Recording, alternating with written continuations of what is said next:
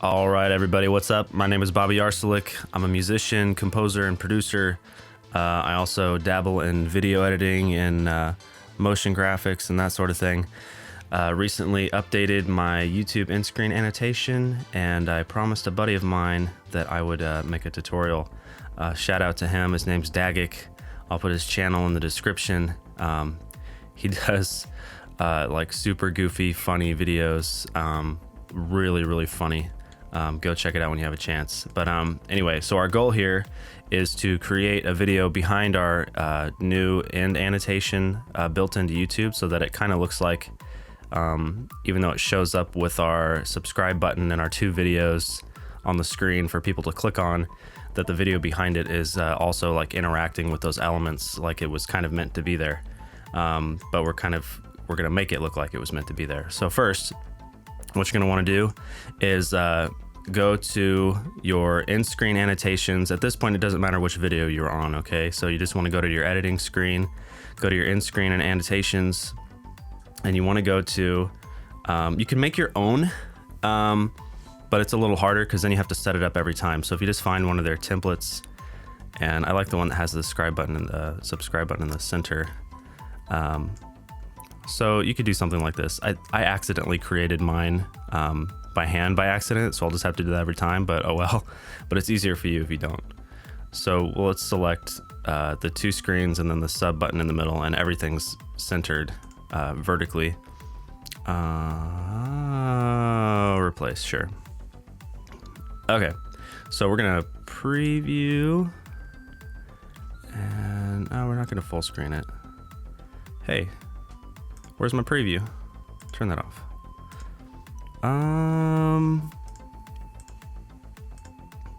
Okay, doesn't matter. So see how we can see these outline marks here?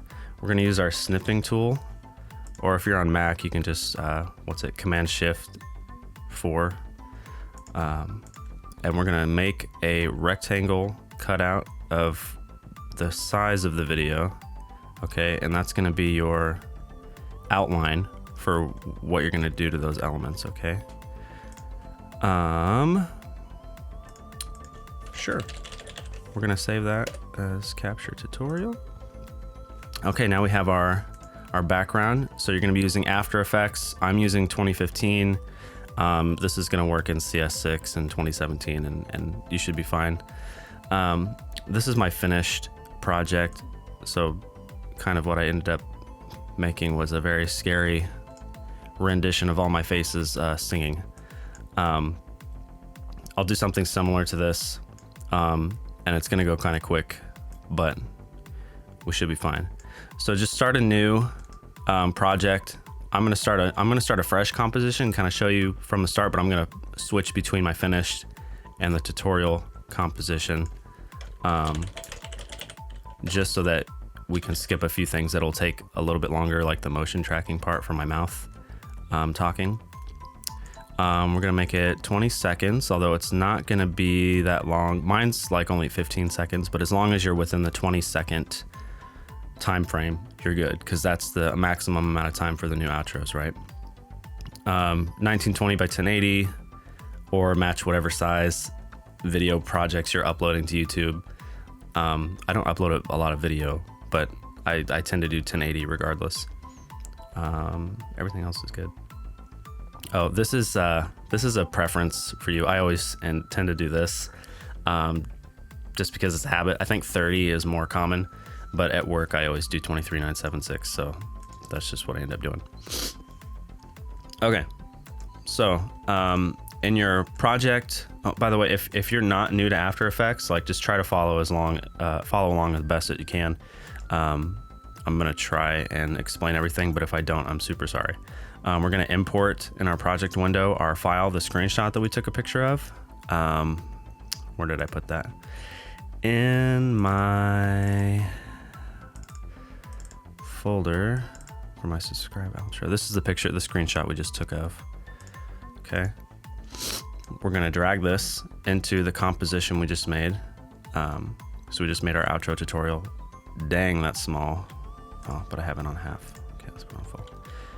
Okay, if you select this layer down here and hit S on your keyboard, you'll open up the scale down here, and then you can click and drag to scale that up and down. We're gonna scale it up to the size. Now this can look very bad, and that's fine because we're not using it. We're just using it for, what's the word? We're just using it, okay? We're just using it. So now we're going to click on the rectangle tool up here, and we're gonna drag rectangles out, and they can be kind of rough, it doesn't matter. Just get them as close as you can to these elements here. So that's gonna be, oh, you know what? Here, because it didn't show up on the screen, because my screenshot I took when I did mine originally, it had all the elements on there, which was super strange. I don't know why it didn't show this time. This second triangle that we made, which is under here in the contents in our layer, it's rectangle number 2. We can hide it. I'm gonna create a circle inside the square because that's the size of the subscribe button. Okay, so this is just showing like what the video and the subscribe button are gonna hide. It's 7:31. Good morning, pal. Oh my, sorry. That was my Apple Watch and Mickey Mouse telling me what time it was. Great. Let's see. All right, so so you can use any, at this point, your art and everything you use is up to you. I'm going to right click in this. You can right click in this gray area down here. And then, well, hold on a second. I gotta fix my screen. There we go. We were missing a few things there. Down in this gray area, you can right click, new, solid. Your solid can be whatever color you want. I used white on mine, so I'm gonna go ahead and stick with white just to keep it the same. You can drag these layers around and reorder them. I'm gonna put it underneath our elements that are hiding. So these are gonna be what I have set up. The sub button, the best for viewer, and then the recent upload is what I like to do. This picture down here, we don't need it anymore. I kept mine in just in case, but I'm gonna delete it just to clean it up. And I just hit the delete key on my keyboard in case you were interested in knowing what keyboard shortcut I just hit. Okay, so again, the art at this point is all up to you. I have a nice translucent PNG of my face, which I can use whenever I want and then do whatever I want. And then we want to quickly make it animate out of this circle and then rotate and then duplicate it, and then, you know, that sort of thing. So this is what we're gonna do. So we have our time span here. We're gonna make it,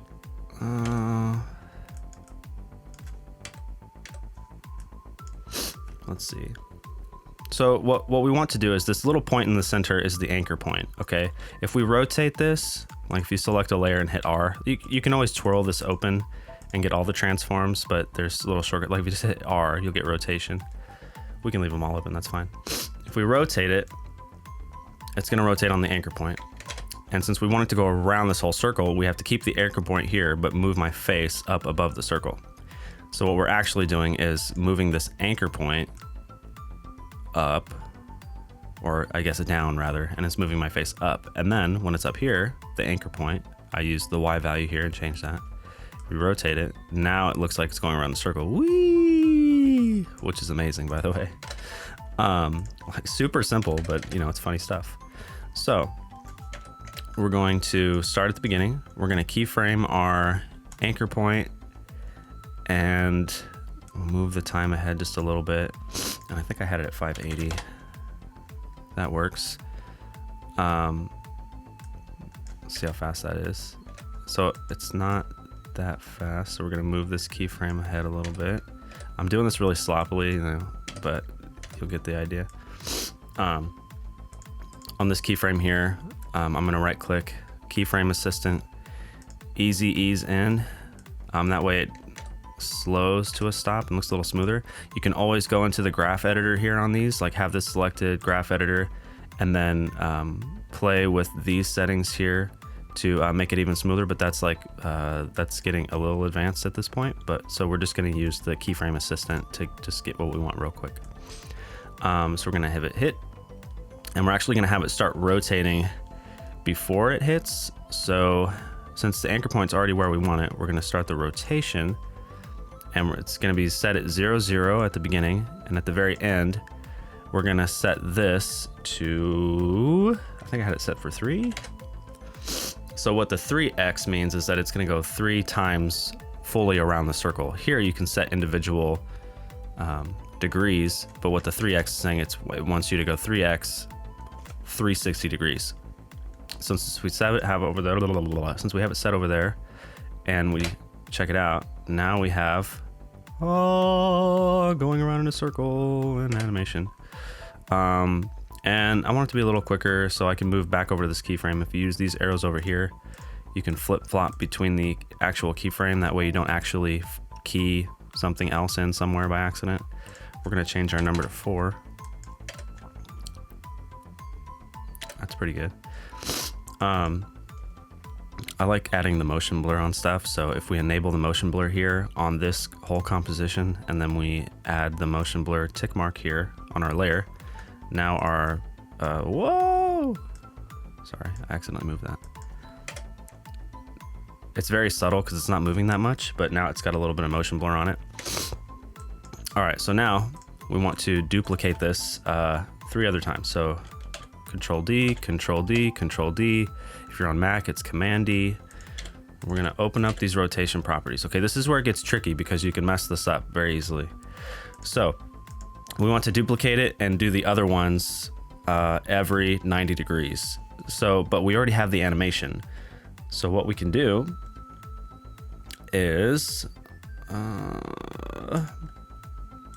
because we only changed the 0 value to a 4 value, we're gonna change these degrees, okay? So we gotta make sure we're on the first keyframe on the very beginning. Click in the gray area to deselect everything, because if you have rotation selected and you type in 90 degrees, it's gonna change 90 degrees on both of these, okay? So we have to do them separately. So we're on these first set of keyframes, we're deselected. Okay, second one, 90 degrees. Third one, 180 degrees. Fourth one, 270 degrees. And then we're gonna move all the way down here. Whoa, look at that. And see, and even that's kind of funny. But we're gonna do the same thing down here. Deselect everything. 90 degrees, 180 degrees, 270 degrees. All right, now, boom, we get a windmill pattern. Crazy, right? Now what we're gonna do is we want them all around. So we're gonna duplicate, or we're gonna select all 4 of these layers, right click, pre-compose. We're gonna get this little window. We're gonna title it Spinning Faces 1. Move all attributes, adjust composition, that's fine. Okay, so we get Spinning Faces 1. All right, select that layer, Control D or Command D on Mac. We'll get a second version. Everything we just did, all the animation is baked into these compositions. So we can do whatever we want to these compositions and it won't mess with what we did here. So all we're gonna do here is just change, we don't have to worry about keyframing this. We're just gonna change this by 45 degrees. And now, if we animate, boom. Now you have a spinning windmill pattern, okay? And that is where we're going to end for today. We're gonna make this a part 1. Part 2, I will show you how to take a video of your mouth, even just from a webcam or a cell phone. I took mine from a cell phone. Motion track it so that it's stabilized, and then you're gonna paste it onto the mouth, and it will look something, you know, like that. But literally, I mean, this is exactly what I just did. Did exactly what I did in my original one. So hopefully this was helpful. Part 2 coming soon. I hope you liked this. Subscribe, like, all that good stuff, and check out my music. Check out Dagic's channel. And all right, until next time, peace out, guys. Click the like and subscribe. Click the like and subscribe. You know what to do. the thumbs up and just give us up now.